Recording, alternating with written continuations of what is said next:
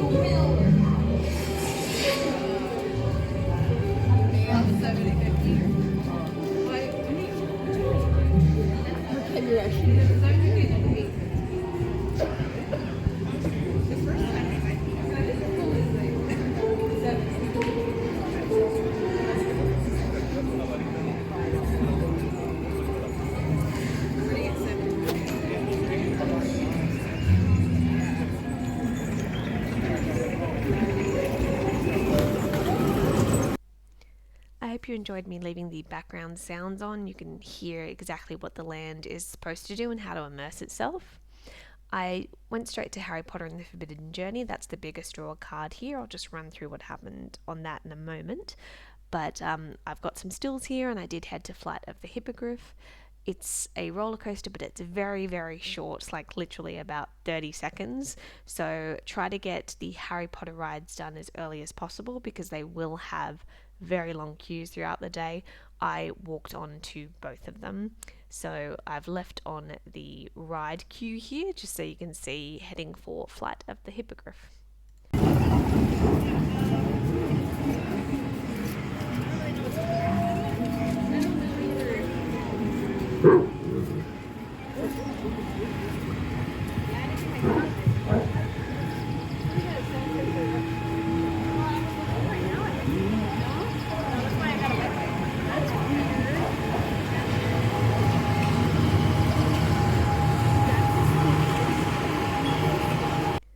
Forgive me here, I just filmed it a tad too fast, so I just slowed it down so you could see it.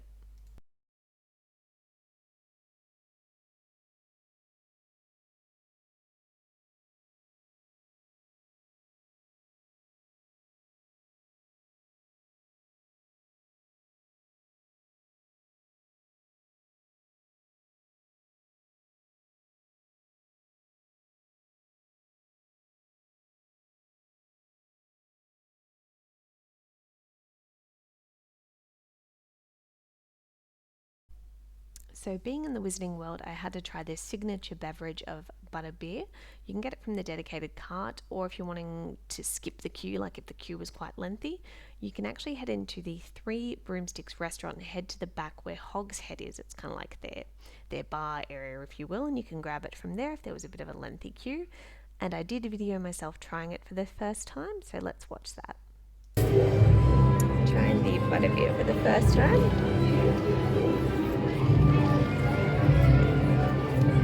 Interesting. I don't know.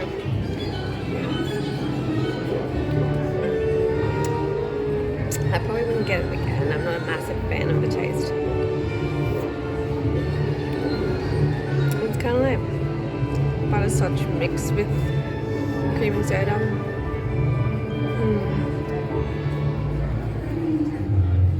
Yeah, I wouldn't buy it again. Not my sort of flavour. So in case you couldn't hear me, I wasn't a fan of the butterbeer. I wouldn't buy it again. Creaming soda and butterscotch together just does not work for me. But I thought I'd quickly run through my experience on Harry Potter and the Forbidden Journey. As I was a solo rider, I actually headed to the single rider queue. Now, the advantage is you will get on the ride quicker. However, the disadvantage is you will miss the main rooms that have the portraits that move. So, a bit more magic in the ride queue, if you will, if you take the regular ride queue, but more than likely you will be waiting a lot longer. And just in terms of motion sickness, I was the most worried about that because I do suffer from it quite easily. I just found it has a mix of video and also solid props, and it's broken up as you're doing the ride, so that's quite good because it allows your brain a bit of recovery time from the video. When the video portion was playing, I just focused on the subject in the middle. I couldn't look around. I just focused on that subject just so that I didn't feel too much movement. I started feeling it maybe in the last 20 seconds or so of the ride, which I thought was actually quite good. I was surprised I lasted that long. And once I got off and got some fresh air, I was fully recovered, so that was good. So the last couple of videos I have here is just the shop, the one that you have when you exit the ride for Harry Potter and the Forbidden Journey, and then we'll head over to Honeyduke's Lolly Shop. Apologies for my filming in here, I didn't do the greatest of jobs. I've tried to slow it right down so you could see it slightly clearer and speed it up just in areas where I'm transitioning to show other things. I do have plenty of pictures of products very clearly at the Universal store, which is actually outside in City Walk. It's kind of the connection between outside and the park, and anyone can walk into that shop and purchase things, so you don't even have to have entered the park to look at those products, and I'll show those later in the video. I did price only, I think it's 2 or 3 products in this particular store, but I did price a lot more outside, so again that'll come up later.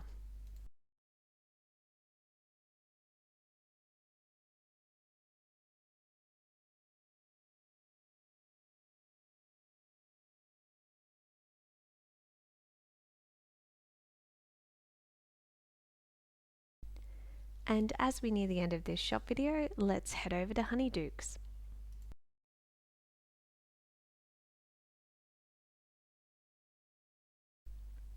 So Honeyduke's is a lovely, quaint little lolly shop. You can get all sorts of things, and it is obviously a lot of it's either British lollies or they're based on the lollies that are shown in the Harry Potter films. You can also buy a couple of little Honeyduke's labelled items. You can also get some cakes from behind the counter. And I've got a couple of sharper images of individual items that I just took some photos of.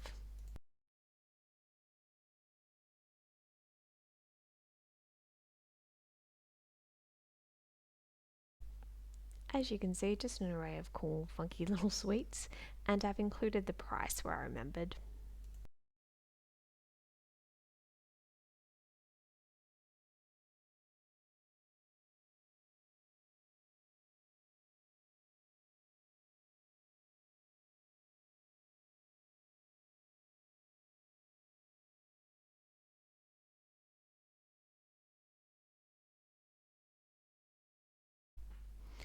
I found my video of the cake stand that's also in Honeyduke's, so just a quick scan of that, a little video, and this is the last item before we head out of the Wizarding World of Harry Potter, and let's head towards kind of the illumination animation section, if you will.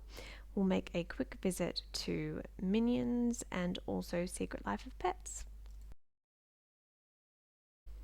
Now let's head on down to the illumination animation area of the park. As you can see, it transitions from Paris through to the animation area.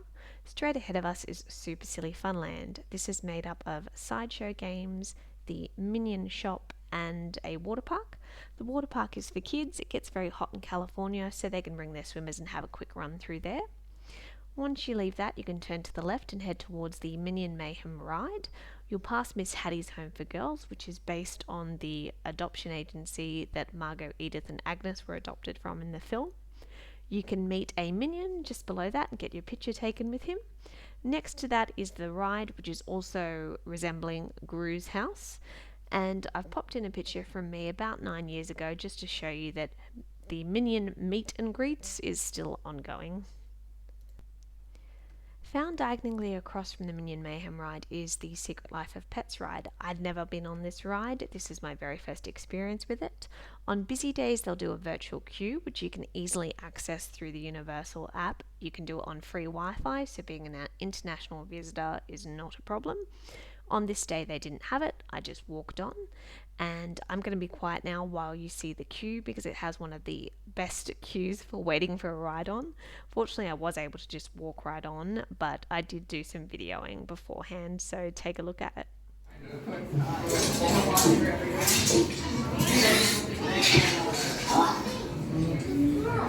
What are you puppies staring at? Chloe! Oh, hey, Gidget. Are you okay? What? What do you mean? You seem like you need help. No, I do not need help. No, Gidget, stop. Here's your girl. Oh, God, yeah.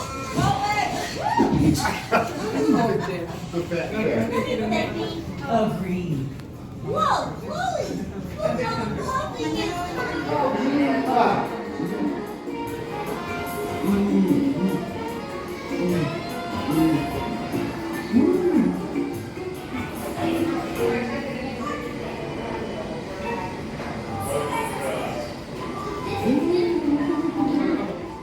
Oh no, this is just a dust bunny. Just a clump of dust. Not gonna lie, pretty disappointed. Still a cool guy though. And it usually works out fine. You hear that? Katie! Katie! Katie! Katie, we're in here! We're happy you're back. We missed you so much. Please let it be you, Katie! We didn't need any of your shoes that were not already partially eaten. Yeah, I really hope you puppies are clean. I don't even want to tell you what happens if the secret lair gets dirty. I mean, I'll be fine, but Molly could get seriously grounded or lose cell phone privileges. I mean, come on, look at you. Now, you definitely got feet,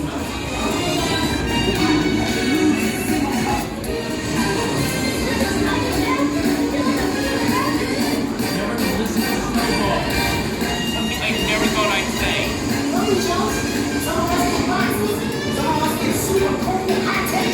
You can do it, puppy! Come on! Go down and start out. Don't worry, if there were danger, my buddy senses would warn.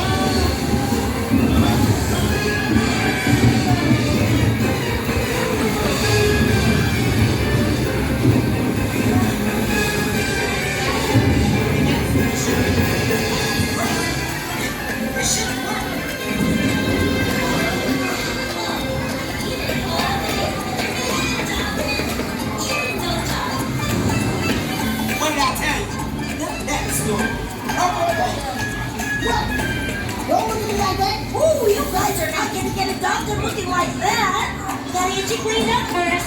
Huh?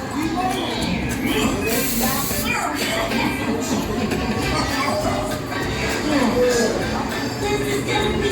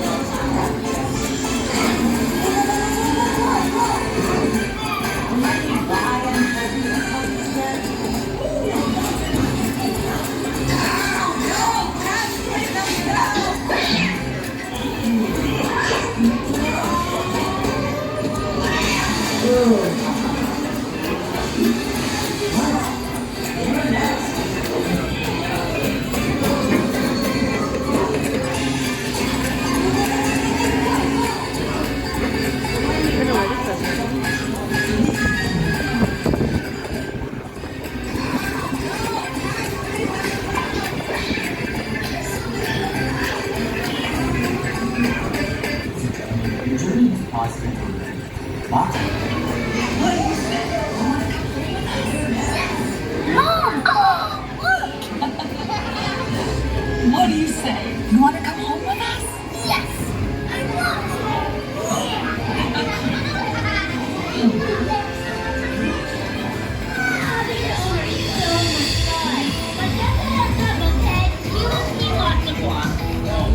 You're not soft, your bed is.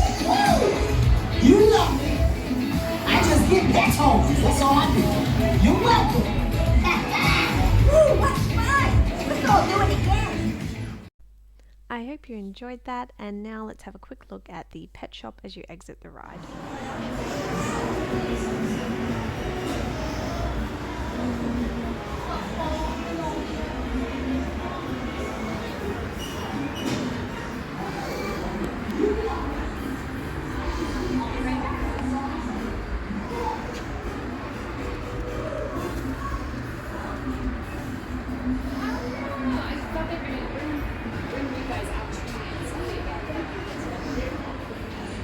And point out all the testing so that you guys can see. But yeah,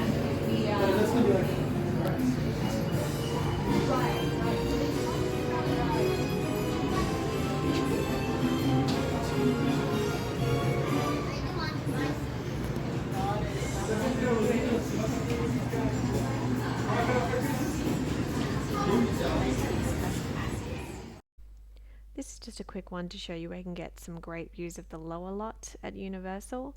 It's to the right of Super Silly Funland.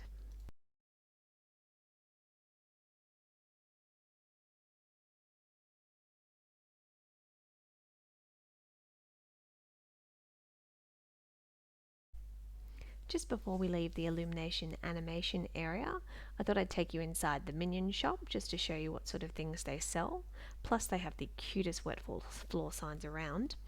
I did purchase the 3 tea towels for $20. I thought that was actually one of the better buys in the park, but I did try to vary what you could purchase just to show you the wide variety from ages young to old. And let's head to Springfield.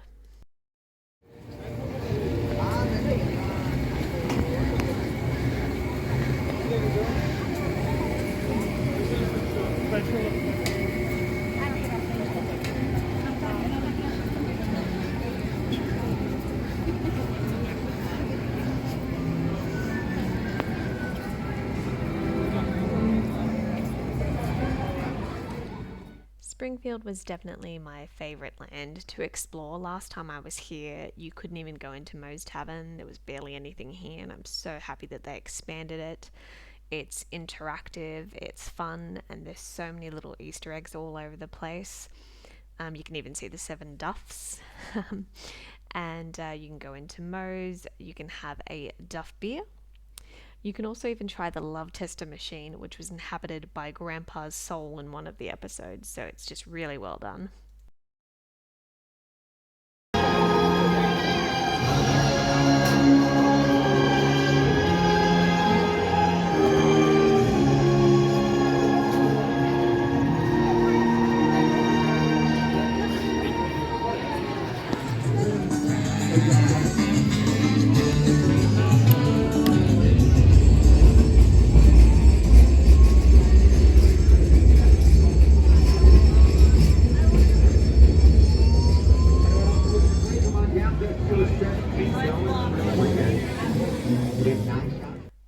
play some sideshow games here and win some prizes. You've got to pay separately for that. You can pay for some non-alcoholic Duff. It's just an orange flavour. Farmer Billy's Bacon, famous in one of the episodes.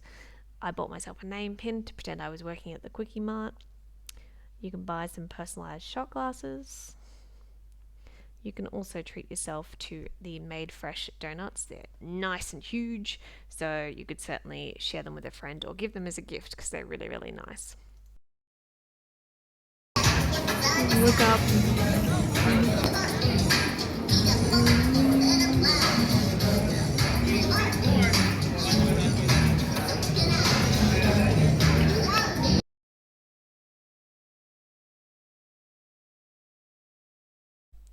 A reminder to always look up in any theme park. There's always something to be had. Now's a good time for us to take a little break and I'll show you the map and what makes up Universal Studios. So the yellow portion is the upper lot, the lower lot is in orange. That's how you kind of differentiate the two sections. We've done most of the upper lot here except for the DreamWorks Theatre Kung Fu Panda show, which I will come back to a little later. Plus they've got a few live shows like the Animal Actors and Waterworld, but I've personally seen those before and just didn't get around to them. Someone like myself who's been there before, you kind of don't need to see them again unless you're in the mood for them. And it allowed me to explore places I hadn't seen like Springfield. I think now we'll take the studio tour, which is on the right hand side of the map there. It's where you get on a trolley and you go around the back lot. They show you where some films were made. There's also a couple of rides involved in that, and I've got a few videos to show you, but it's certainly a great thing to do when your feet have had enough. It's a solid hour and a half, so it's great to do this and get all rejuvenated and re-energized in order to hit more rides when you get off. As you can see, is where we have most of our sound stages. We have 28 sound stages here on the lot.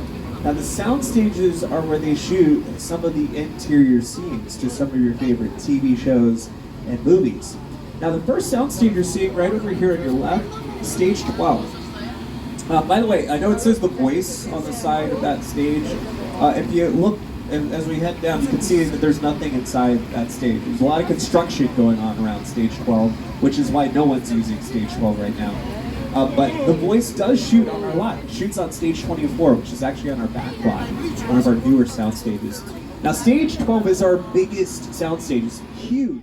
As you go through the backlot on the tour, you will come across a few characters, Minions and Ted being some of my favorites. B-E-A-U. Indeed. Well, right now we're going to take you into Courthouse Square. Now, if you are a fan of the Back to the Future movies, oh yes, this should look very familiar to you. This, of course, was Hill Valley in all three Back to the Future movies, Michael J. Fox and Christopher Lloyd. This is where they had the clock tower. It was actually the back lot of Courthouse Square that inspired the entire climax of Back to the Future. I had scenes up there, the clock tower on that ledge. It was ledge about that wide, and I was standing inside looking at the ledge. This whole area for me never gets old. I love seeing anything to do with Back to the Future. It's one of my favourite films of all time. And in case you're wondering why there's people in the square, if you're on the VIP tour and there's no filming going on at the time you do it, you will be able to get out of the vehicle and have a closer look. To anyone who is a fan of the cars used in motion pictures, then this is a great little section. You just drive past it, but you can definitely get a nice quick view of everything. Again, some great Back to the Future vehicles that are famous in the film.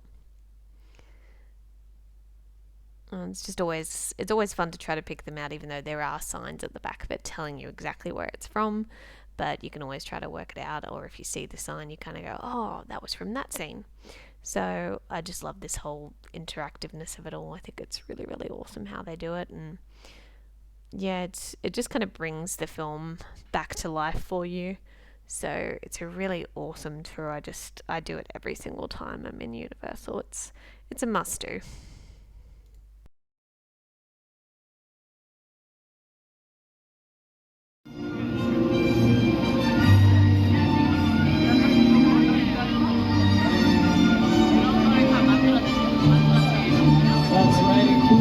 the mobile lab over here on your left. Now, you'll remember the mobile lab from the Lost World of Jurassic Park. It was featured in this really intense scene where it got pushed off a cliff by a T-Rex. Now, this scene features a great... Oh my goodness, guys, watch out, cartoon. I forgot to tell you, we have dinosaurs here in Jurassic Park. Watch out, cartoon. Those are Dilophosaurs. They must have got out of their cages again. I'm so sorry. Watch out, Car 4. Yeah, they get very wild. They really love our cats. I say. Now, this scene features a great Hollywood illusion. That was not an actual cliff that the RV was dangling from. It was one of our parking structures here on the lot. They dressed to look like it. Look at that little tremor. Oh. Hang on. Get out. We'll be fine. We can use all of them. Oh, no. Oh, my goodness, guys. I think this is the big one.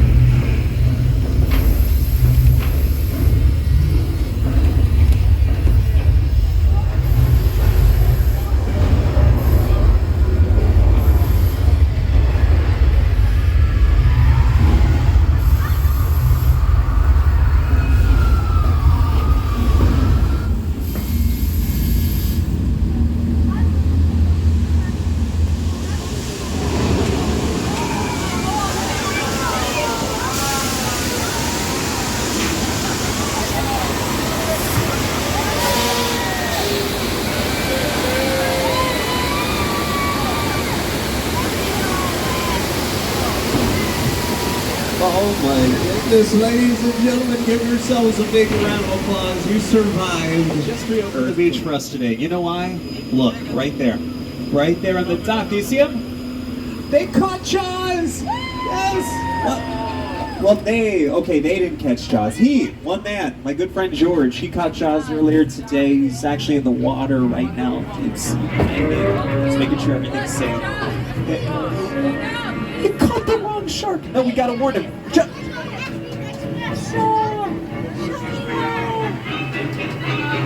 Oh no. Oh my goodness, guys, don't look. No, turn your heads. You don't want to see this. Just turn your heads. Oh, poor George. All right, stay calm, stay calm. We're gonna take you over here by these gasoline tanks where it's safe.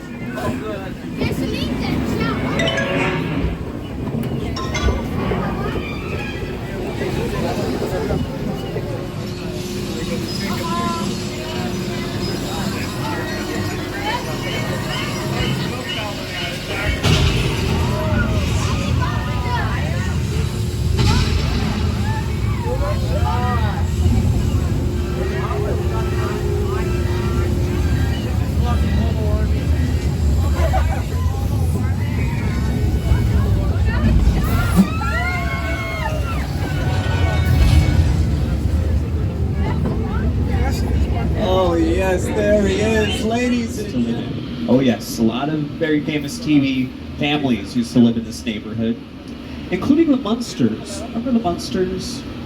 They lived in the Purple House over here on the left. Lily, Harmon, Grandpa Eddie, Cousin Marilyn, Wally and the Beeb of Cleavers, Leave It to Beaver. They lived in the greenhouse over there on your right. The Hardy Boys, they lived in the yellow house over there on your left. A lot of mysteries were solved here on Colonial. Now, Colonial Street is perhaps best remembered when it was Wisteria Lane on ABC's Desperate Housewives, filmed here for 8 seasons. If there is one thing everyone in suburbia can appreciate, it's a good neighbor.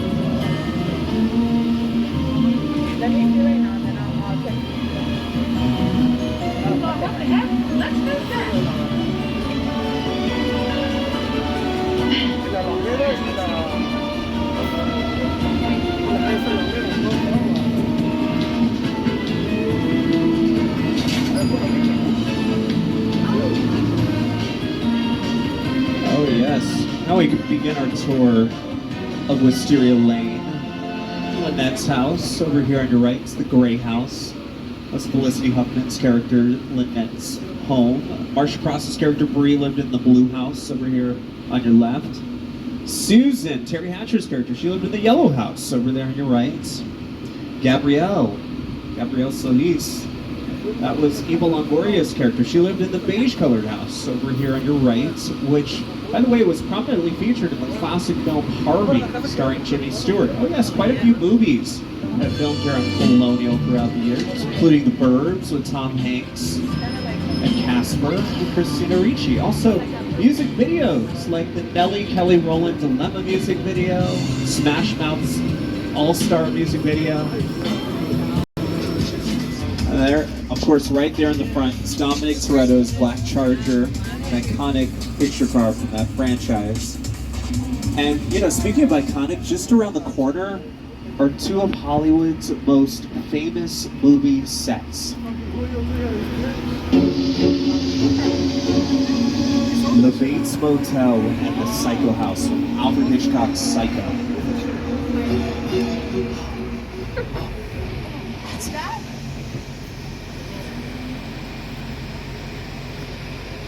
That's right.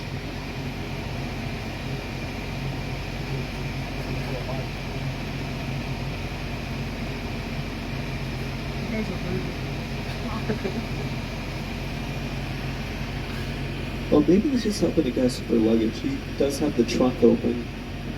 Oh, he didn't. Calling the police. Norman, how could you?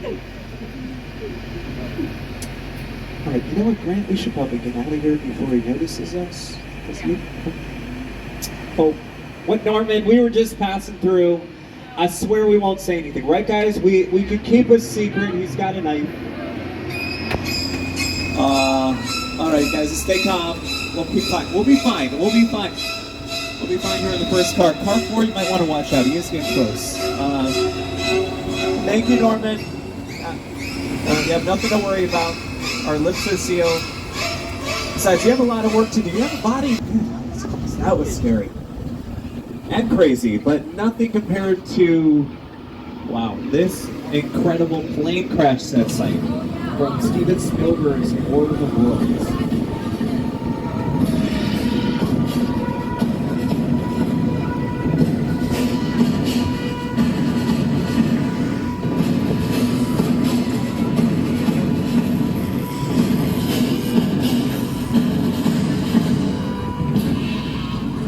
This is an actual 747 jumbo jet that you see over here. It was destroyed specifically for this incredible scene from the film.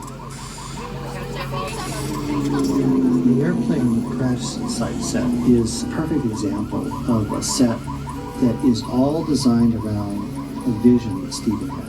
When we first began to sit down to talk about the War of the Worlds, I thought, what if the 747 goes down right in a big neighborhood?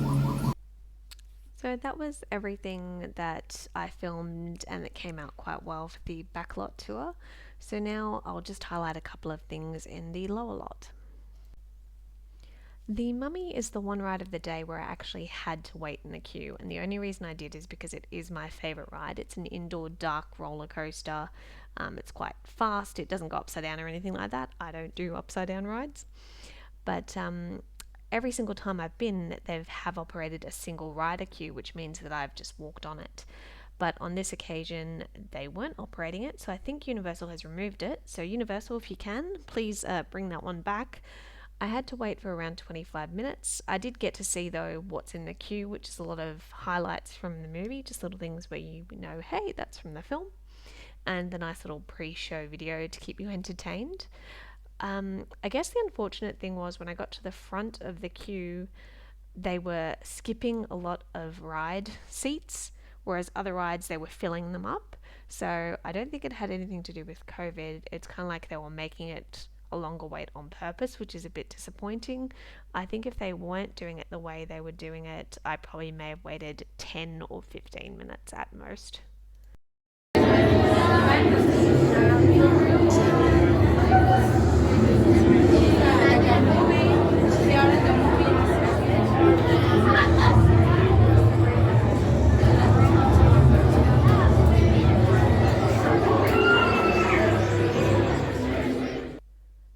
due to Jurassic World being a wet ride, I couldn't risk my phone or my camera getting wet. With that in mind, if you're ever on the extreme right or left in the vehicle that they use, don't put your camera in the pocket that corresponds to the side that you're on, because that will be the side that gets wet. So I had mine in my right pocket and it splashed and got the outside of my pants wet, but that was okay. Camera was fine. I've just taken a couple of photos followed by a video just shortly, just to show you some of the things that they do sell in their shop. It's a very cool shop. Once you get off the ride, you can explore it just like I'm doing here. You can even buy ponchos if you didn't want to get wet before you got on the ride. I didn't get too badly wet, just a bit on my right hand side. As I say, if you can be in the middle, you're probably going to be less wet when you're on that ride, just as a bit of a guide. As usual, I say always look up, and there was a pterodactyl flying, or I'm calling it a pterodactyl. Hopefully that's right. But they do sell everything you can kind of think of in this shop, and plenty for kids, plenty for adults. They've got socks, lunch boxes, hats, t-shirts. I mean, you saw the dried bugs before. They've got lollies. You can purchase a photo of yourself on the ride when it does the big drop at the end.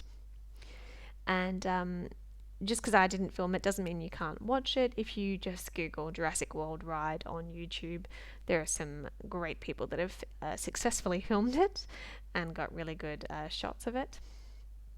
I do like going on it. I do often lose my stomach on that ride, so if you're like me and you lose your stomach rather easily, you will lose it on that final drop of that ride. But they definitely do sell some awesome merchandise. Like any park, a bit on the pricey side.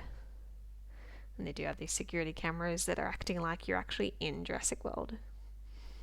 And to anyone wondering why I haven't done the Transformers ride, I purposely skipped that ride now because I did try it when it was quite new at the park, and I get motion sickness and I got it on that particular ride, so I just skip it now. Now just some notes about the Kung Fu Panda Theatre experience. It's a 4D experience where there's a scene where they're in the water, so you get like a splash of water on your face. They're going through rapids, the chair will move. If you're anything like me, I was over all the motion by this time, and because of my motion sickness, it was great to know that they actually had non-moving seats, so I could just watch it and experience all the other things that were going on around me. There's a few light projections on the side of the theatre, but great to know for anyone who's just kind of over all that motion and might want a little break from it. Yes, you can meet plenty of characters in Universal. I've just taken some quick photos of different ones I saw throughout the park, just wandering through or standing in their meet and greet locations. Donkey from Shrek will actually have a conversation with you and everything, so you can meet different characters.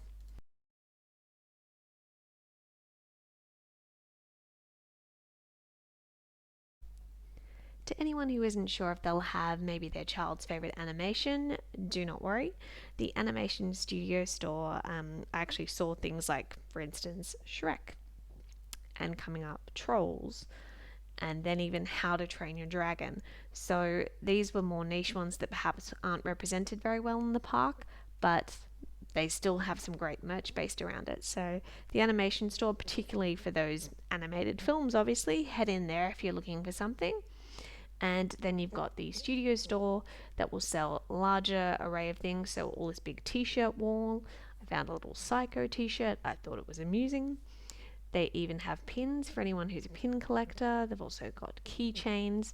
Basically anything that you can kind of think of, there should be something based around that type of merchandise. They even have some special edition things like this one. It's behind glass, so you'll find the dearer items are behind glass. They're usually signed, or maybe they were props. I love Universal Studios hats. I think they do amazing hats. This one has a bottle opener underneath it. So if you're after a hat, you can definitely get a very cool one at Universal Studios. And all these products were from inside the actual Universal theme park. In terms of food, there is plenty of variety at Universal for all dietary types. There's even an Irish pub, so they do serve alcohol on site. You do not have to stay in the park. You can go outside to Universal City Walk and re-enter the park if you didn't fancy anything inside, or if you're anything like me, a bit more budget conscious, to actually go outside the park.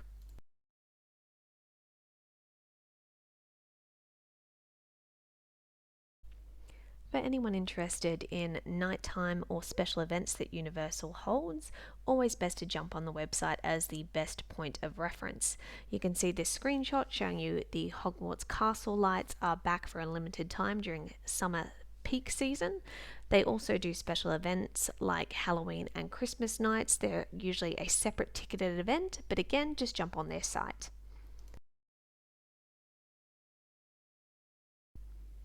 So just to finish up with some final tips to reiterate, arrive early if you can, best time to get as many things done as possible. Do the Harry Potter rides first, just because they do tend to be the busiest throughout the entire day. If you can, join the single rider queues. Even if you've got a party with you, if you're willing to separate, you can join that single rider queue and maybe speed through some of them, especially Jurassic World, which can get very busy when it comes to mid to late morning and onward. And save some extra money by eating outside the park at City Walk. Thank you so much for taking the time to watch my vlog. I'll do a separate video of the outside Universal store just to highlight a few more things that they do sell. In the meantime, if you like this video, please give it a thumbs up. And if you've got any questions, just pop them down below. Thank you.